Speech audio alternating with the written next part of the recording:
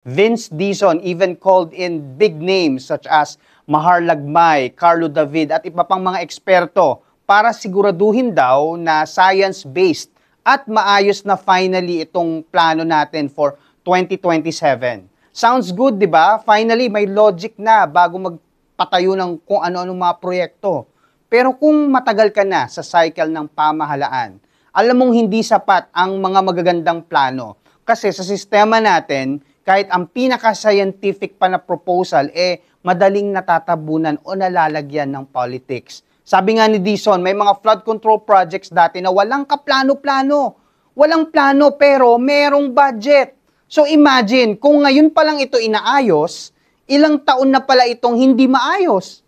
And sure, this new team might mean change. Hopefully for the better. Pero kung tutuusin, every new start in the government sounds the same.